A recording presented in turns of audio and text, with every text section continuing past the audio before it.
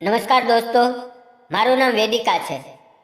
હું માત્ર 28 વર્ષની જ છું. દેખાવમાં ઠીકઠાક, ગોરો રંગ, લાંબા વાળ, તીખી આંખો, પણ હું વિધવા છું. 1 વર્ષ પહેલા મારા પતિનું અચાનક અવસાન થઈ ગયું. એ દુઃખમાંથી બહાર નીકળવા હું મારા માતા પિતા પાસે શહેરમાં આવી ગઈ. ઘરમાં અમે 3 જ લોકો રહેતા હતા, હું, મમ્મી અને પપ્પા, એક નાનકડા ભાડાના ઘરમાં. મિત્રો, ઘરની હાલત સામાન્ય છે. ખર્ચ ચલાવવો પણ મુશ્કેલ હતો, પણ મમ્મી પપ્પાએ ક્યારેય મને અહેસાસ ના કરાવ્યો. પણ મારા મનમાં હંમેશા અપરાધ ભાવ રહેતો કે હું તો એમના પર વધારાનો બોજ જ છું.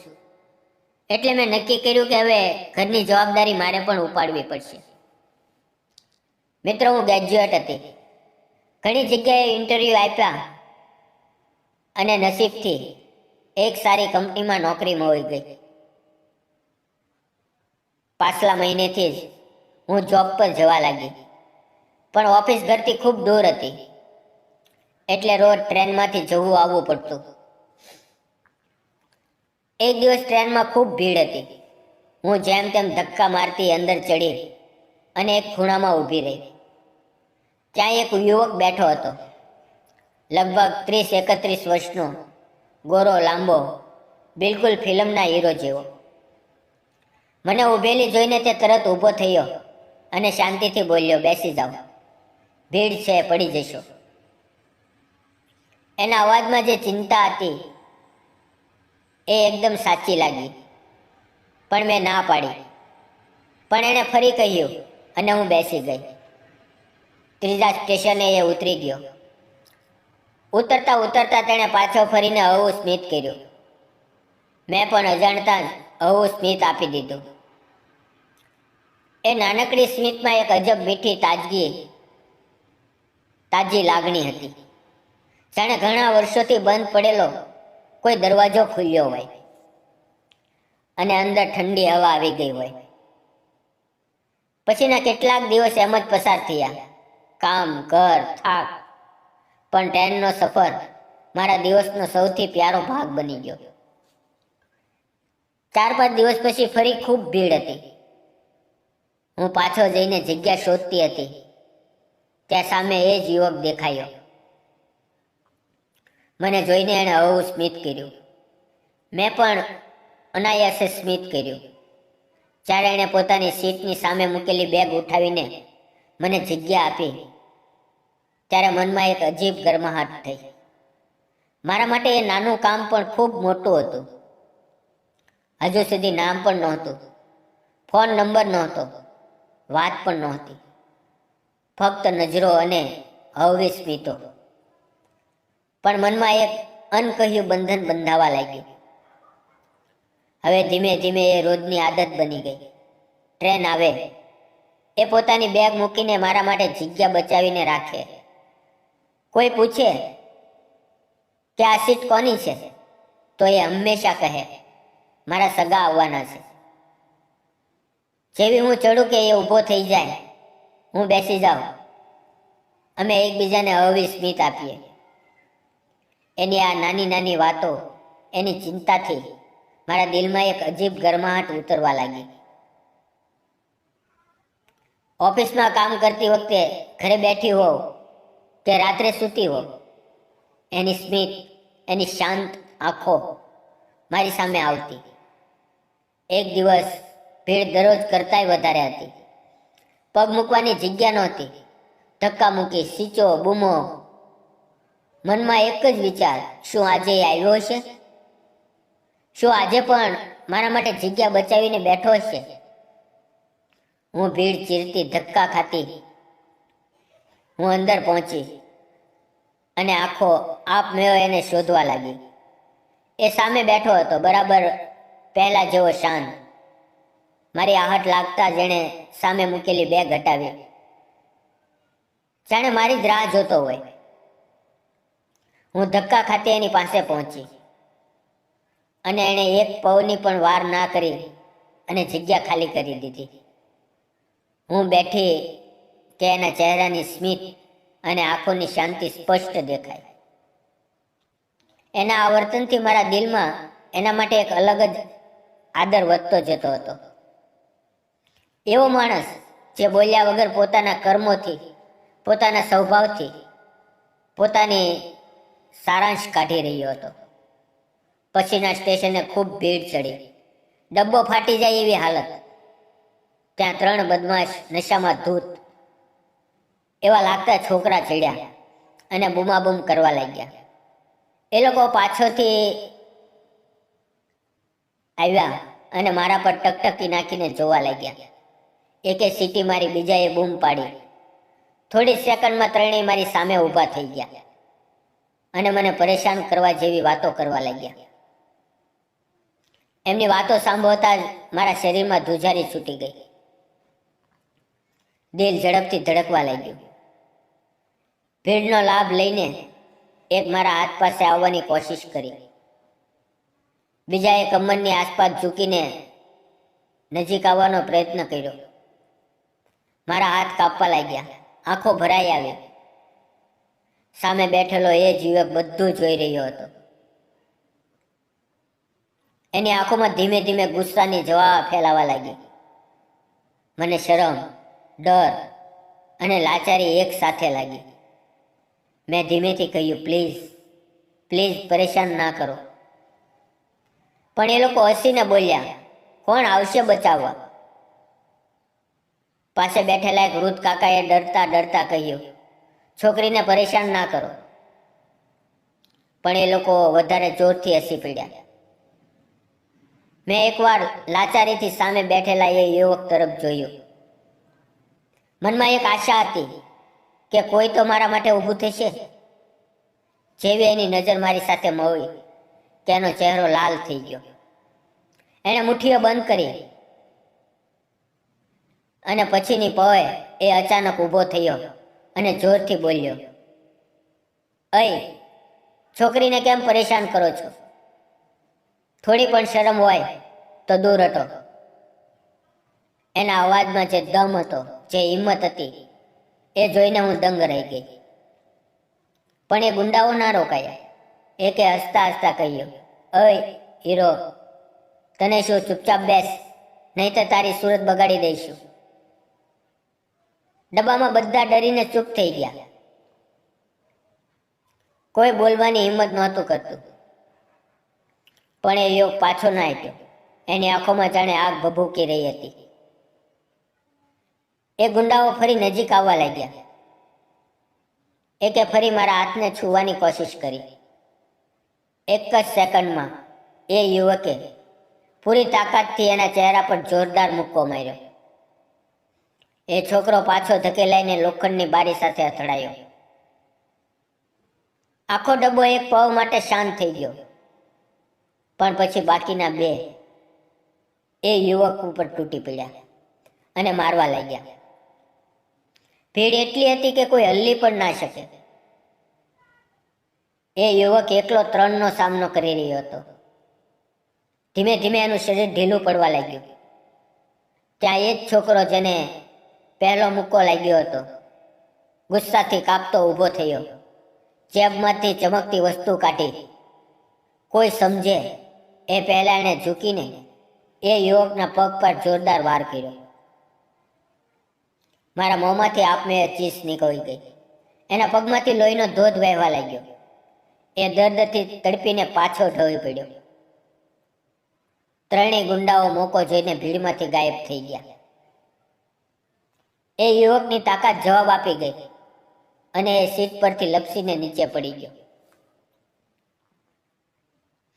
પગમાંથી લોહી સતત વહી રહ્યું હતું. ગાલ સોજી ગયા હતા. કપાળ પર ઊંડી ઈજા હતી.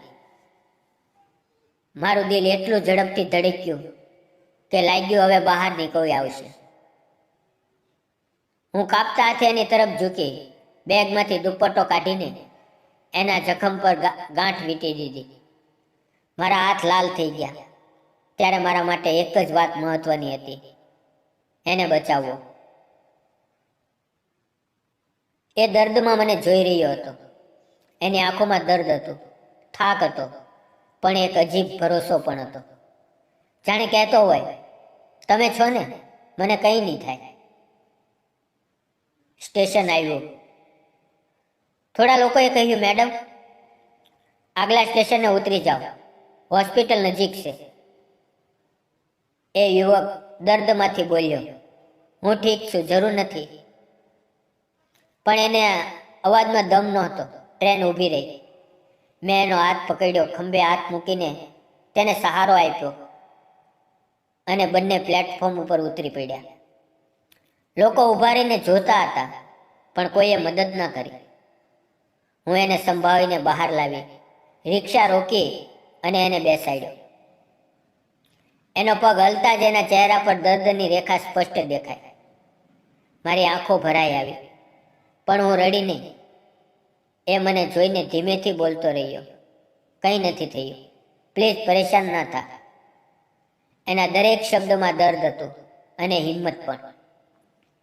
અમે હોસ્પિટલ પહોંચ્યા. ડૉક્ટરે તરત એને અંદર લીધો, ટાંકા લગાવ્યા, પટ્ટી કરી. ડૉક્ટરે કહ્યું, ગભરાશો નહીં, હાડકું નથી તૂટ્યું, પણ વાર ઊંડો છે. પછી ડૉક્ટરે કહ્યું, બધું ઠીક છે, ઇન્જેક્શન આપી દીધું છે, 2-3 દિવસ પછી ડ્રેસિંગ માટે આવજો. મેં બિલ ભર્યું, દવાઓ લીધી અને હું એના રૂમમાં દોડી ગઈ. એ ધીમે ધીમે આંખો ખોલી રહ્યો હતો. મને જોઈને ઊભા થવાની કોશિશ કરી. મેં કહ્યું, અરે ના, ઊભા ના થાવ. એણે હળવું સ્મિત કર્યું, કંઈ નથી થયું, 2-3 દિવસમાં ઠીક થઈ જશે. એની સ્મિતમાં છુપાયેલું દર્દ મને ચીરી રહ્યું હતું. મેં કહ્યું, સોરી, મારા કારણે તમને આ બધું સહેવું પડ્યું. એ ચૂપ થઈ ગયો અને પછી બોલ્યો, તમે સોરી કેમ કહો છો? એ ગુંડાઓ તમને પરેશાન કરી રહ્યા હતા. જો એમણે તમને અડ્યા હોત તો હું પોતાને ક્યારેય માફ ન કરી શકત. એની આંખોમાં સચ્ચાઈ અને એના શબ્દોની તાકાતે મારું દિલ જીતી લીધું. મેં ધીમેથી પૂછ્યું, તમારું નામ? એણે કહ્યું, મહેશ. હું વેદિકા. મારું નામ સાંભળતા જ એની આંખોમાં અવી ચમક આવી.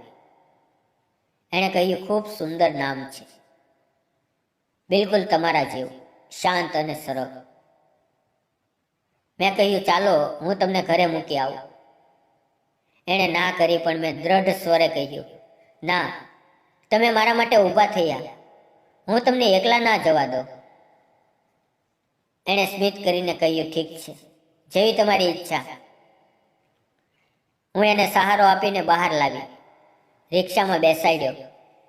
એના ખંભાનો હળવો સ્પર્શ મારા હાથને થયો અને દિલમાં એક અજીબ ગરમાહટ ઉતરી આવી. એની ધ્રુજતી શ્વાસની અવાજ મારા કાનમાં સ્પષ્ટ સંભળાતો હતો. રસ્તામાં એ મારી તરફ જોતો હતો. હું પણ એની તરફ જોઈ લેતી અને બંને ઝડપથી નજર નીચી કરી લેતા. એ નજરમાં એક અનકહી મીઠી શરમ ભરી નજદીકી છુપાયેલી હતી. 15-20 મિનિટમાં રિક્ષા એક નાનકડા પણ સરસ 2 રૂમના ઘર આગળ ઊભી રહી. મહેશે ચાવી કાઢી, દરવાજો ખોલ્યો અને અમે અંદર આવ્યા. મેં એને ખાટલે બેસાડ્યો, ઘરની એક નજર કરી. 2 સાદા સ્વચ્છ રૂમ, થોડો સામાન, રસોડામાં વાસણો. આ બધું એકલા માણસની જીવનની ગવાહી આપતા હતા. લાગ્યું કે આ ઘરમાં ઘણા દિવસથી કોઈના પગલાં નથી પડ્યા. મેં પૂછ્યું, ઘરમાં કોઈ નથી? એ થોડી વાર ચૂપ રહ્યો, પછી ધીમેથી બોલ્યો, સાચું કહું વેદિકા, હું એકલો જ રહું છું. એના સ્વરમાં એક ગહન દર્દ હતું. નાનપણમાં મા બાપ ગુજરી ગયા, એકલો જ મોટો થયો, મહેનત કરીને જીવન બનાવ્યું, લગ્ન પણ કર્યા. જીવન ખૂબ સારું ચાલતું હતું. મારી પત્ની મા બનવાની હતી, 5 મહિનાની. અચાનક પેટમાં દુખાવો થયો, હોસ્પિટલ લઈ ગયો, પણ અમારું બાળક બચી શક્યું નહીં. એનું મન તૂટી ગયું અને એ ઝટકામાં એ પણ ચાલી ગઈ. મારી પાસે બધું જ છીનવાઈ ગયું. એની વાત સાંભળીને મારા શબ્દ ગળામાં અટકી ગયા. એટલો શાંત, એટલો સરળ, એટલો સારો માણસ, અંદરથી એટલું ભારે દુઃખ ખેંચતો હતો અને બહારથી કોઈને દેખાડતો નહોતો. મેં ધીમેથી કહ્યું, સોરી. મેં અજાણતા પૂછી લીધું. એણે હળવું સ્મિત કર્યું. એવું ના કહો વેદિકા. ઉલટું ઘણા વર્ષ પછી આજે મારું મન હળવું થયું. પહેલી વાર કોઈની સામે બધું કહી શક્યો. થોડી વાર શાંતિ પછી મેં પૂછ્યું, ખાવાનું કોણ બનાવે છે? એણે સહજ કહ્યું, પોતે જ. ક્યારેક બનાવવું, ક્યારેક ના બને તો બ્રેડ, ચા. મારું દિલ ભરાઈ આવ્યું. એના જીવનમાં કોઈ એની પરવાહ કરનારું નહોતું. મેં નક્કી કરીને કહ્યું, આજે ખાવાનું હું બનાવી અને પછી જઈશ.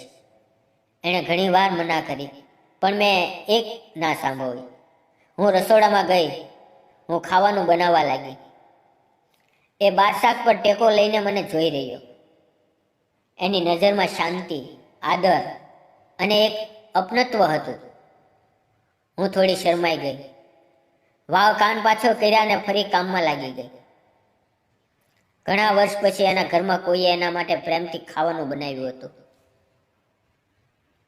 એ સુખ એની આંખોમાં સ્પષ્ટ દેખાતું હતું. ખાવાનું તૈયાર થયું. મેં કહ્યું, તમે ખાઈ લો, દવા સમયસર લેજો, મને ઓફિસ માટે મોડું થાય છે. એણે ધીમા ગરમ સ્વરે કહ્યું, આટલી બધી તકલીફ લીધી? સાંજે ના આવો તો પણ ચાલશે. એના સ્વરમાં જે ચિંતા હતી એ મારા દિલમાં ઉતરી ગઈ. મેં એના ચહેરા તરફ જોઈને કહ્યું, ના, હું આવીશ. સાંજે ઓફિસ પછી હું ઘરે આવી. મમ્મી પપ્પા પણ આવી ગયા હતા. મેં તેને બધી વાત કરી. ગુંડાઓની બદમાશી, મહેશની હિંમત, એની ઈજા, હોસ્પિટલ, બધું. મમ્મી પપ્પાના ચહેરા પર ગભરાહટ, દુઃખ અને કૃતજ્ઞતા એક સાથે દેખાયા. મમ્મીએ કહ્યું, આપણે મહેશને મળવું જોઈએ. એણે આપણી દીકરીની જાન બચાવી છે. પપ્પાએ કહ્યું, હા, એને એકલો ના છોડાય. ખાવાનું બનાવીને ત્રણેય જઈએ. મેં ગરમા ગરમ રોટલી, શાક, ભાત, કઢી બનાવી અને ડબ્બામાં ભર્યું. અમે ત્રણેય મહેશના ઘરે પહોંચ્યા. મેં ધીમેથી બેલ દબાવી. મહેશે દરવાજો ખોલ્યો. થાકેલો ચહેરો, પણ એ જ નમ્ર સ્મિત. આવો. અમે બેઠા. એ પાણી લાવવા ઊભો થયો. મેં કહ્યું, રહેવા દો, હું લઈ લઉં. મમ્મી પપ્પા એની સાથે વાતો કરવા લાગ્યા. પપ્પાએ કહ્યું, તારો આભાર બેટા, તે અમારી દીકરીની જાન બચાવી.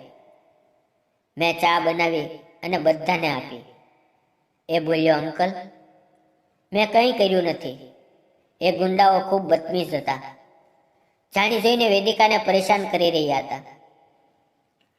હું ચૂપ કેવી રીતે રહી શકું? પપ્પા એના હાથ જોડવા લાગ્યા તો એણે રોક્યા. એવું ના કરો અંકલ, પ્લીઝ. એની નમ્રતાએ મારા દિલમાં એના માટે વધુ જગ્યા બનાવી દીધી. મમ્મીએ ડબ્બો કાઢીને કહ્યું, આ ખાવાનું તારા માટે છે. વેદિકાએ ખાસ બનાવ્યું છે. મહેશે મારી તરફ જોયું. એની આંખોમાં કૃતજ્ઞતા ચમકી.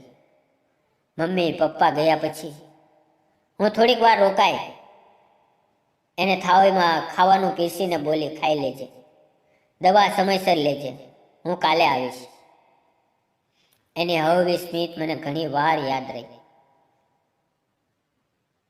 પછીના દિવસોમાં હું રોજ ખાવાનું બનાવીને લઈ જવાનું ચાલુ રાખ્યું. એક દિવસ એણે કહ્યું, કાલથી રોજ ના આવતી, આટલી તકલીફ ના કર.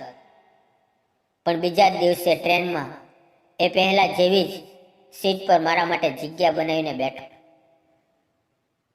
અમારી નજરો મળી અને એ એક નજરમાં ગહન શાંતિની સ્ફૂર્તિ હતી. આ સંબંધ હવે કંઈક બીજું બની રહ્યો છે. આજે મહેશ મારો પતિ છે. એ જ મહેશ જે મારા માટે ટ્રેનમાં જગ્યા બચાવીને રાખતો હતો અને એક દિવસ મારા માટે પોતાનો જીવ જોખમમાં મૂકી દીધો. એણે મને મારું ખોવાયેલું જીવન પાછું આપ્યું અને હું એને મારું બધું આપી દીધું. દોસ્તો, પ્રેમ કોઈને જોઈને નથી થતો. એ તો દિલના ખૂણામાં છુપાયેલી એક નાનકડી ચિંતાથી શરૂ થાય છે અને પછી જીવનભરનો સાથ બની જાય છે. જો તમારી સાથે પણ કોઈ એવી વાત બની હોય તો કોમેન્ટમાં જરૂર લખજો. મિત્રો, વિડીયોને લાઈક, શેર અને ચેનલને સબસ્ક્રાઇબ કરી દેજો. ફરી મળશું નવી વાત સાથે. ત્યાં સુધી ખુશ રહો, પ્રેમ કરતા રહો. મિત્રો, વાર્તામાં આવેલા નામ, પાત્ર અને ઘટના ફક્ત કાલ્પનિક છે. તેનો કોઈ પણ વ્યક્તિ, જાતિ કે ધર્મ સાથે સંબંધ નથી. આ વાર્તા ફક્ત મનોરંજન અને શૈક્ષણિક ઉદ્દેશથી બનાવવામાં આવી હતી. તેને અન્યથા ન જોશો.